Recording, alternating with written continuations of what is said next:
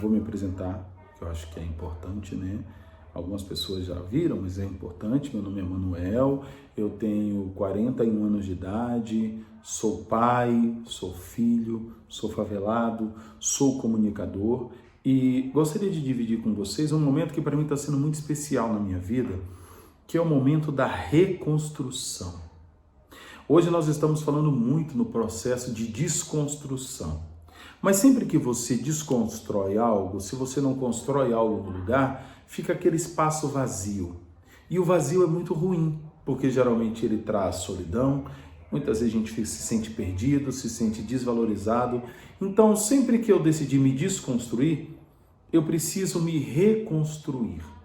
E a reconstrução, ela passa por uma renovação da forma como você vê o mundo à sua volta. Porque eu vou ser bem sincero a vocês, na maioria das vezes o mundo não muda, quem muda somos nós mesmos. Mas como é que a gente promove esse processo de mudança? Por que porta começa a nossa reconstrução? E aí eu queria deixar para vocês uma dica de duas portas que eu acho que são portas muito interessantes. A porta da luta antimachista e a porta da luta antirracista. Ai, Manuel, mas poxa, esse assunto de novo, isso tá tão chato.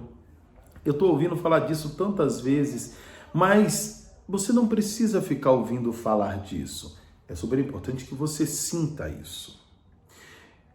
Um toque que eu dou, que para mim funcionou, é quando eu tentei analisar, por exemplo, a luta antimachista, que tem a ver diretamente comigo, dos meus 0 aos 6 anos de idade, onde nós falamos da nossa primeira infância. Dos 0 aos 6 anos de idade, como é que eu via a mulher? E quando eu falo que esse período é importante, que é quando as nossas conexões neurais estão se formando. É quando a gente está começando a entender o mundo, interpretar os papéis. Aquelas informações, apesar de não estarem morando ali na nossa linha de frente das lembranças, elas estão guardadinhas aqui atrás.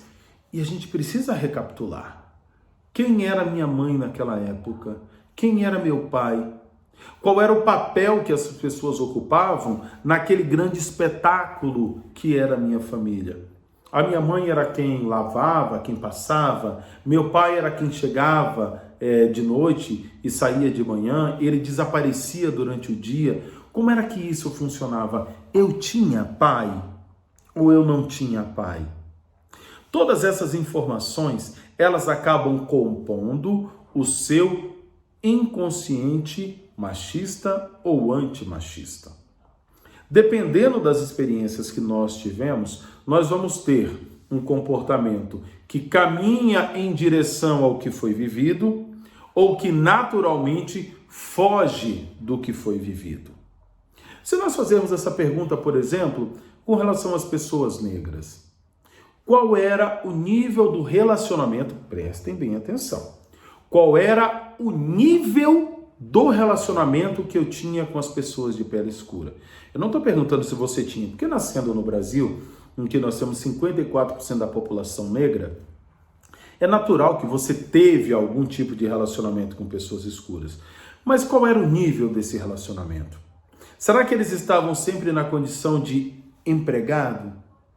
Será que eles eram aquelas pessoas marrons que chegavam às 8 da manhã e simplesmente desapareciam às 5 da tarde? Será que essas pessoas elas usavam roupa ou elas geralmente usavam um uniforme? Essas pessoas elas tinham nome ou elas tinham apelidos? Neguinho, Buiú, Feijão, Jabuticaba. Como é que eu conhecia essas pessoas? Quando elas chegavam até mim, elas tinham família? Como era esse cotidiano? A partir do momento que a gente começa a responder essas perguntas, nós começamos a viajar para um outro lugar. Um lugar de autoanálise. E essa autoanálise vai fazer toda a diferença quando você começar o seu processo de reconstrução. Na reconstrução, eu vou dizer a vocês que as perguntas são infinitamente mais importantes do que as respostas. Muitas vezes as pessoas ficam correndo atrás de resposta para tudo. Gente, na luta antimachista e na luta antirracista, não são as perguntas, não são as respostas que mandam. São as perguntas que fazem toda a diferença. E isso a gente precisa ter solidificado em nosso coração, porque senão a gente vai virar o dono da certeza. Dono da certeza, na maioria das vezes, fala bobagem. Quando nós entramos no processo de reconstrução, na luta antimachista e na luta antirracista, se, por exemplo, eu sou um homem negro, na luta antirracista, eu não tenho como ser um proativo racista, porque o negro, ele não pode ser racista, não tem como. O racismo pressupõe alguém que está diretamente beneficiado e conectado pela estrutura de poder e se vale dessa estrutura de poder para garantir os seus privilégios. Não é o caso das pessoas negras. Pessoas negras não estão conectadas à estrutura de poder. Então, o máximo que uma pessoa negra consegue ser é uma pessoa pró-racista. Mas ele não consegue ser uma pessoa racista. Nesse cenário, eu, Manuel, posso ser um machista pró-racista. Sendo um machista pró-racista, quem é o meu alvo? A mulher negra. É por isso que o feminismo negro é diferente da luta feminista.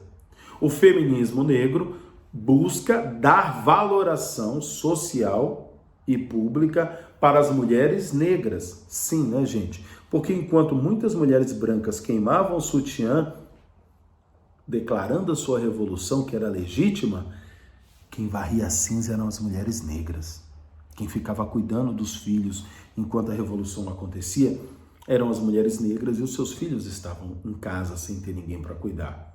Então essas mulheres negras precisam sim se colocar para nós homens negros que as oprimimos, muitas vezes desvalorizando toda a luta delas, e se colocar para também as mulheres e homens brancos que desempenham um papel infelizmente natural de opressão. Nós, no processo de reconstrução, precisamos, se estamos na condição de opressor, ocupar o lugar de aliado. Da mesma maneira que a pessoa de pele clara, na luta racista, ela ocupa o lugar de aliado. E o que é esse aliado? Aliado é a pessoa que, mesmo estando na condição de privilégio e numa possível condição de opressão, se predispõe a fazer a diferença na vida daqueles que estão oprimidos. Tá, Manuel, mas como é que eu trago isso para a minha vida no dia a dia? Porque, tá chato, né? Aí temos que pensar, gente, na minha casa, quem é que cuida do motor do carro? É a minha esposa ou sou eu? Se é a minha esposa, significa que eu estou ensinando para os meus filhos que houve um deslocamento de papel, e esse deslocamento de papel é importante. Quem é que cuida da máquina de lavar? É minha esposa ou sou eu? Se sou eu, nós estamos caminhando para um processo de mudança. E esse tipo de papel, por menor que seja, faz toda a diferença. Quantas pessoas negras eu recebo dentro da minha casa para que os meus filhos vejam que eu tenho amigos negros e que eles são iguais a mim? E eles não são coitadinhos? Como é que eu apresento a pessoa negra para os meus filhos, sendo eu um branco aliado? Isso faz toda a diferença. Na hora que o seu filho troca de namorada, como é que você conversa com ele sobre essa troca? Rola um ponto de sair, meu filho, vai lá, não tá rendendo, vai mesmo. Ou a gente dá um cutuco nele. A reconstrução passa por essas perguntas e muitas outras que vocês vão fazer no coração de vocês. Então, espero que esse nosso bate-papo, que é breve, de 10 minutos, ele tenha servido para estimular o processo de reconstrução. Nós precisamos nos reconstruir porque um novo mundo está vindo aí. E nós não queremos ficar de fora e nem que os nossos filhos fiquem de fora. Tá certo? Beijo no coração. Foi um prazer ter estado com vocês. Gente, TEDx.